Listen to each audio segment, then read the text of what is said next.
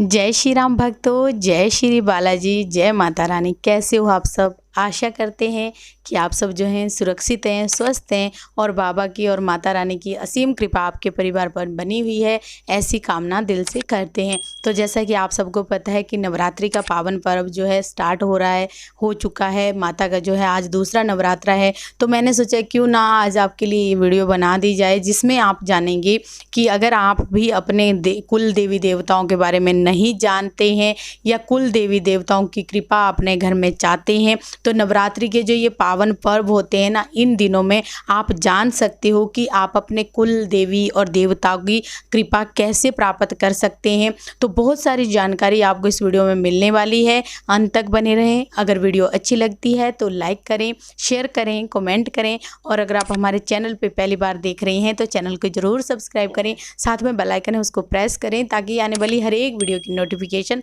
सबसे पहले आप तक पहुंच जाए। चलिए शुरू करते हैं आज की वीडियो। जय श्री राम। जय श्री राम, जय श्री बालाजी महाराज। मेहंदीपुर की पवित्र कृपा आपके परिवार पर बनी रहे, क्योंकि बाबा की अद्भुत कृपा जब आपके परिवार पर बनेगी तो माता की कृपा भी आपके परिवार पर निरंतर अपने आप ही बनेगी।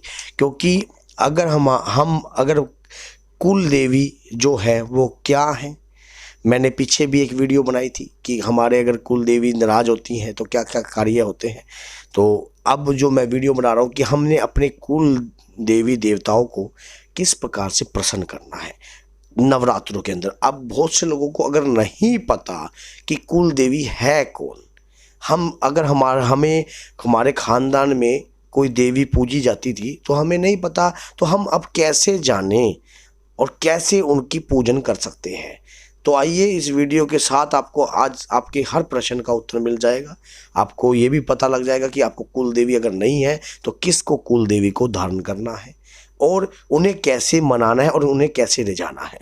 तो क्या प्रेम से बोलते हैं जय माता की, जय श्री बालाजी महाराज। रानी को रिझाना है और माता को आपने दिल से अपने भाव से प्रकट करना है।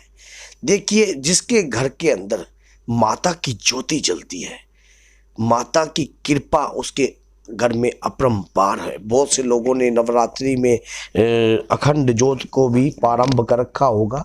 तो अखंड ज्योति के साथ साथ अगर आप थोड़ा सा कार्यक्रम को अच्छे तरीके से जोड़ लिया जाए, भाव भरे कार्यक्रम को, तो आपके घर में अनगिनत कृपा होगी। कुल देवी कौन है? कुल देवी जो हमारे परिवार में लगातार पीढ़ी दर पीढ़ी, पीढ़ी दर पीढ़ी, पीढ़ी दर पीढ़ी पूजी जा रही है। आज अचानक ही क्या होता है, सडनली मान लो किसी के घर में माँ कालका देवी पूजी जाती है और माँ कालका देवी, माँ चंडिका देवी जिसके परिवार में पूजी जाती है, और अचानक ही उनके बच्चे जो है, आगे मॉडर्न जमाना चल रहा है तो वो क्या करते हैं, पूजना बंद कर देते हैं। तो जिसकी ज्योति आपके घर में निरंतर सालों साल चलती आ रही हो और अचानक उस ज्योति को बंद कर दिया जाए, तो जो माता की यक्षियाँ होती हैं, जो माता की कृपा आपके परिवार पर पहुँचाती है, उनका नाराज होना स्वाभाविक ही स्वाभाविक है। वो आपके परिवार से नाराज होती हैं, रुष्ट होती हैं और वो ये चाहती है, क्योंकि उनको भी एक आस होती है कि इस घर में माता की ज्योति जलती है और तो माता के कार्यक्रम उस घर में निरंतर चलते रहने चाहिए। जैसे बहुत सी आज की गृहिणियां हैं, वो उन कुल देवियों को भूलती जा रही हैं, तो उनसे जो यक्षिनियाँ, उनकी जो सास जो पीछे पूजा करती थी, फिर उसकी सास की सास भी पूजा करती थी, तो अचानक उसके ऊपर एक बंधन लगा दिया। इसी को हम एक बंधन भी कह देते हैं, कई बार इसी को हम ये भी कह देते हैं कि हमारे कार्य में रुकावट आ रही है। तो आपका कोई भी कार्य होता है, उस कार्य में निरंतर रुकावटें बनी रहती हैं। निरंतर कार्यों के अंदर हर बारी पितरों की समस्या नहीं होती, कई बार हम ये भी सोच लेते हैं, तो उस घर से पितरों का भी रुष्ट होना तय बन जाता है। क्योंकि पितर कौन? हमारे खुद के माँ बाप, हमारे खुद के दादा परदादा, वही पितर है। तो जो हमारे पूर्वज हैं वो हमारे से नाराज होते हैं। वो कहते हैं भैया ये अपने घर के अंदर कुल देवी देवताओं की पूजा भी नहीं कर रहा, ये तो कुल का, कहते ना कुल का नाश खेत, कई बार बोल देते ना, तो कुल का नाश करेगा, ये तो खानदान का नाश करेगा। तो जो कुल होता है एक वो उस घर से, उस देवी देवताओं से जुड़ा होता है।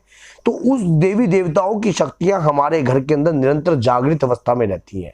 जब उन शक्तियों का हम अनादर करते हैं तो वो हमारे से रुष्ट हो जाती है। अब नवरात्रि का पावन अवसर, पावन त्योहार चल रहा है। इस पावन अवसर पर आप अपने कुल देवताओं को याद कर सकते हो, उन्हें मना सकते हो। उन आपके द्वारा अगर किसी भी प्रकार की कोई त्रुटि हुई हुई है तो उस त्रुटि का पश्चाताप इन 9 के 9 दिनों में आप कर सकते हो। इन 9 दिनों में माता इतनी प्रसन्न होती है, करुणामयी माँ दयालु है, बहुत ज़्यादा आपको क्षण भर में क्षमा याचना दे देगी, क्योंकि माँ अंदर की आवाज है। जब माँ अपने रूप में आती है ना, और अगर उसका रूप भयंकर और तेजस्वी भी है, और जो शरणागत उनकी शरण में आ जाते हैं तो माँ उनकी लज्जा रखती है। अपना अगर वो एक बार को मृत्यु भी आ रही हो तो उसको भी माँ टाल सकती है। तो इसी प्रकार से आप अपनी कुल देवी को मजबूत बनाओ, उनकी शक्तियों को मजबूत बनाओ, और अपने घर में उनका निरंतर मान लो। अब जैसे कि किसी के कुल की देवी में कढ़ाई चढ़ती है, जैसे कि हलवे की कढ़ाई हो गई, या किसी का 14 के दिन प्रसाद बढ़ता था, या किसी की अष्टमी के दिन प्रसाद बढ़ता था, तो किसी का इस प्रकार से कार्य चल रहा था कंटिन्यू, और कार्य बंद कर दिया, वो पीढ़ी आगे नहीं चढ़ा रही, तो वो परिवार के अंदर दिक्कतें स्टार्ट होना स्वाभाविक है। अब उन दिक्कतों से अगर आपको बचना है तो किस प्रकार से कार्य करना है ये मैं आपको बता रहा हूं, इसको नोट कर लेना। आपने एक, अगर किसी की कुल देवी, अब इसमें यह होता है कि कईयों की कुल देवी तामसिक भी होती है, जैसे कि बलि चढ़ती है कईयों पे। अगर कोई ब्राह्मण है तो वो बलि की प्रथा ना चढ़ाए, क्योंकि ब्राह्मण को तो माता ने सौम्य रूप दे रखा है, चाहे वो उनके कुल में तामसिक देवी भी पूजी जाती हो, तो माता सौम्य रूप से ही उनसे प्रसन्न हो जाती है, वो नारियल की बलि ही दे सकती है। मैं वैष्णव हूँ, मैं आपको वैष्णव के तौर पर ही बताऊंगा कि हाँ आपको किस चीज की बलि देनी चाहिए। बलि का मतलब होता है कि भेंट, हम भेंट दे रहे हैं अपनी माँ को प्रसन्न करने के लिए, उनकी शक्तियों को जागृत करने के लिए, अपने परिवार के ऊपर उनकी शक्तियों को पाने के लिए।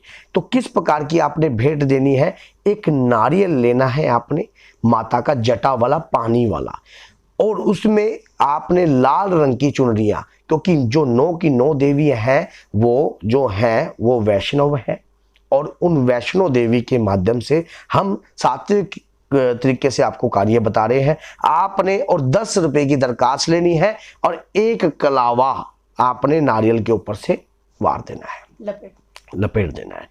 एक माता का सिंगार लेना है आपने। सिंगार में क्या होता है, कई लोगों को नहीं पता सिंगार क्या चढ़ता है। भैया जो मार्केट में बिकता है ना सिंगार, वो कभी मत देना, बहुत गलत करते हो आप। अगर वो 20 रुपए का सिंगार लाकर आप अपनी आपको टालने की सोचते हो, नहीं। क्या अगर कोई सिंगार वो आपको दे, क्या काम का है आपका, बताइए। क्या वो सिंगार ही क्या काम का जो आपके पास इस प्रकार से चढ़े। 16 सिंगार होते हैं माता के, उसमें कंगी, लिपस्टिक, जो माता बिंदी, टिक्का, वो सब सिंदूर, वो 16 सिंगार में आपने किसी छोटी बच्ची के नाम का लेना है, ताकि कोई छोटी बच्ची 8 साल की, 7 साल की जब वो सिंगार को यूज करेगी, आहा जी, क्या आपका तो वहीं से बारे बारे स्टार्ट हो जाएंगे। और जिसके परिवार के अंदर, अब कुल देवी के लिए बता रहा हूं मैं ये सिर्फ, जिसके परिवार में कढ़ाई लगती है, हलवे की कढ़ाई लगती है, या किसी भी प्रकार की मान लो भेंट लगती है या रीत है, तो उस रीत के माध्यम से आपने अपनी कुल देवी पर जाकर, जो भी आपकी कुल देवी है उस कुल देवी पर जाकर आपने किस प्रकार की क्षमा याचना मांगनी है, वो मैं आपको इस वीडियो में आज बताऊंगा, और उन्हें प्रसन्न करना बताऊंगा। अगर वो नाराज हैं तो आपके घर के विवाहों में भी अड़चने आएंगी। आपकी अगर पत्नी है, उनके परिवार, उनके बच्चों में भी दिक्कत आएंगी। बच्चों में संस्कार की मर्यादा नहीं रहती है, पति पत्नी के संबंध भी अच्छे नहीं रहते, छंदी विच्छेद पैदा रहता है। अगर माने नाराज के ऊपर पीछे वीडियो बना रखी है, खुश करके आपने विवाह के कार्य, अगर कोई शुभ कार्य कर रहे हो तब भी उन्हें साथ लेकर चलना है। कोई भी घर में कोई भी नया कार्य करते हो, इन्हें खुश करने का ये भी तरीका है कि उन्हें साथ लेकर चलना है। अब वो जो सिंगार है, जो 16 सिंगार हो गया, उस सिंगार में आपने क्या करना है, मिष्ठान भी लेना है। मिष्ठान कुछ भी ले सकते हो, बर्फी ले सकते हो, कोई भी मिष्ठान, पतासे जरूर होने चाहिए, 11 पतासे आपके जरूर होने चाहिए। और साथ में एक मीठा पान, कहते हैं ना कि पान सुपारी ध्वजा नारियल ले ज्वाला तेरी भेंट धरे, तो पान सुपारी और ध्वजा, और माता की एक ध्वजा लेनी है जिसपे जय माता की लिख रहा है, और आपने ये सब सामान लेकर अपनी कुल देवी के स्थान पर पहुंचना है। वहां जाकर इस भेंट को अर्पित करना है। नारियल को आपने छील के ही, जटाएं उसकी उखाड़ देना, ऐसे ही लपेट के देना चुन्नी पे से, पूरे परिवार के मस्तक पे लगा।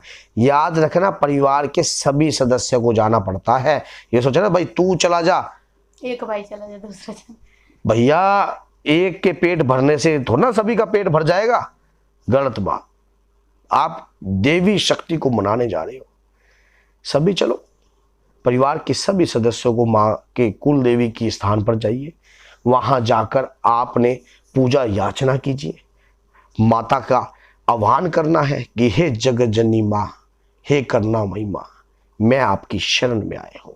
हे शरण पड़े की लज्जा रखिए मैया, मैं बहुत दुखी हूँ, मेरा व्यापार, मेरा धंधा, मेरा काम सब खराब हो गया है, मुझे यही नहीं पता कि मैं किसकी शरण में जाऊं। हे करुणामयी दयालुमी माँ, आप तो बहुत दयालु हो, आपकी शरण में आया हूं, मेरी शरण पड़े की लज्जा रख लीजिए माँ। इस प्रकार से मैं, यकीन मानिए, माँ इंटरनल वॉइस है, अंदर की आवाज, माँ अंदर की आवाज है। जब अंदर की आवाज की ऊर्जा निकलती है ना, आवाज वाह, माँ तक जरूर पहुंचती है वो ऊर्जा, और माँ किसी न किसी के रूप में जरूर आएगी आपके घर में। क्योंकि आप बेशक, कहते ना, पुत्र कपुत्र हो सकता है, लेकिन माता कुमाता नहीं होती कभी भी। माता कभी कुमाता नहीं होती, पुत्र कपुत्र हो सकता है। माँ की शरण में जाकर जब आप शरण में इस प्रकार से भेंट अर्पित करोगे, नारियल के रूप में ही भेंट देनी है आपने। फूल की माला भी आप चढ़ा सकते हो, गेंदे के फूल की माला भी आप लीजिए, गुलाब के फूल की माला लीजिए, सफ़ेद चमेली के फूल की माला भी ले सकते हो, लेकिन गेंदे की माला जरूर आप चढ़ाइए। और उस समय आपकी भावना माँ भाव से प्रकट होगी, और ये कहना कि माँ मैं अज्ञानतावश भूलवश, अगर मेरे परिवार से कोई भी त्रुटि हो गई हो तो मैं क्षमा मांगता हूं, मुझे नहीं पता था।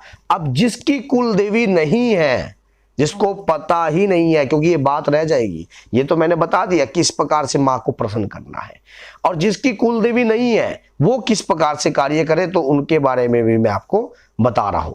जिसकी कुल देवी नहीं है तो उनको क्या करना है, उनको भैया माँ वैष्णो देवी को कुल देवी बनाना है, या माँ वैष्णो देवी को या माँ दुर्गा को, क्योंकि मैं सात्विक को ही कुल देवी बनाना स्वीकार करता हूं, क्योंकि सभी उन्हीं से ही उत्पन्न हुई है। माँ वैष्णो देवी में माँ लक्ष्मी है, माँ सरस्वती है, और माँ कालका, माँ गौरी मैया भी वहाँ विराजमान है।